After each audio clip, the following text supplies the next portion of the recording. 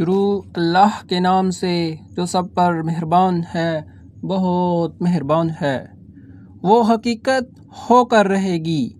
کیا ہے وہ حقیقت جو ہو کر رہے گی؟ اور تمہیں کیا پتہ وہ حقیقت کیا ہے جو ہو کر رہے گی؟ سمود اور عاد کی قوموں نے اسی جھنجھوڑ ڈالنے والی حقیقت کو جھٹلایا تھا۔ نتیجہ یہ کہ جو سمود کے لوگ تھے وہ چنگھاڑ کی ایسی آفت سے ہلاک کیے گئے جو حد سے زیادہ خوفناک تھی، اور جو عاد کے لوگ تھے انہیں ایک ایسی بے قابو طوفانی ہوا سے ہلاک کیا گیا تھا جس سے اللہ نے ان پر 7 رات اور 8 دن لگاتار مسلط رکھا۔ چنانچہ تم اگر وہاں ہوتے تو دیکھتے کہ وہ لوگ وہاں کھجور کے کھوکھلے تنوں کی طرح پچھاڑے ہوئے پڑے تھے۔ اب کیا ان میں سے کوئی بچا ہوا نظر آتا ہے؟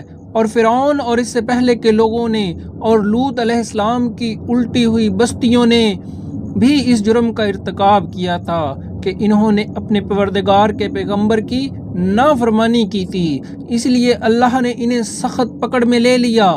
جب پانی طغیانی پر آیا تو ہم نے تمہیں کشتی میں سوار کر دیا تاکہ ہم اس واقعے کو تمہارے لیے سبق آموز بنا دیں اور یاد رکھنے والے کان اسے سن کر یاد رکھیں۔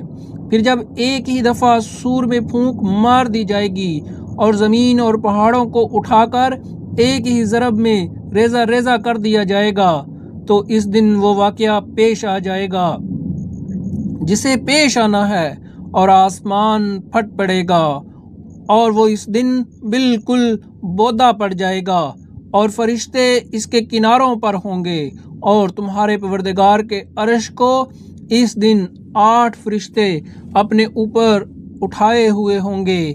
اس دن تمہاری پیشی اسی طرح ہوگی کہ تمہاری کوئی چھپی ہوئی چیز چھپی نہیں رہے گی۔ پھر جس کسی کو اس کا اعمال نامہ اس کے دائیں ہاتھ میں دیا جائے گا وہ کہے گا، لوگوں یہ میرا اعمال نامہ پڑھو، میں پہلے ہی سمجھتا تھا کہ مجھے اپنے حساب کا سامنا کرنا ہوگا۔ چنانچہ وہ من پسند عیش میں ہوگا، اس اونچی جنت میں جس کے پھل جھکے پڑ رہے ہوں گے۔ کہا جائے گا، اپنے ان اعمال کے صلے میں مزے سے کھاؤ پیو جو تم نے گزرے ہوئے دنوں میں کیے تھے۔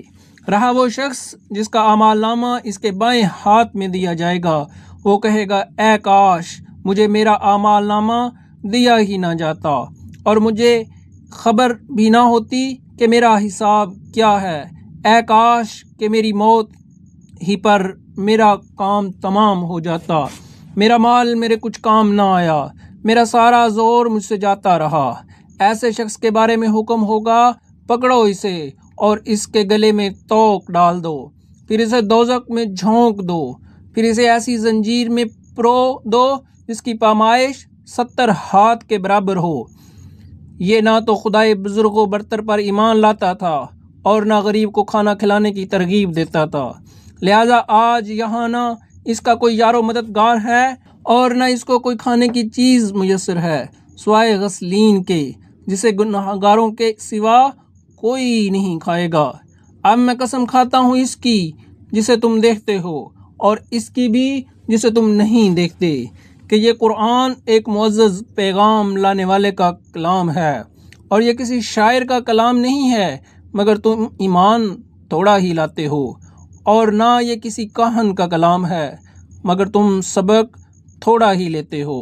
یہ کلام تمام جہانوں کے پروردگار کی طرف سے اتارا جا رہا ہے، اور اگر بالفرض یہ پیغمبر کچھ جھوٹی باتیں بنا کر ہماری طرف منسوب کر دیتے تو ہم ان کا داہنا ہاتھ پکڑتے، پھر ہم ان کی شہرک کاٹ دیتے، پھر تم میں سے کوئی نہ ہوتا جو ان کے بچاؤ کے لیے آڑے آ سکتا۔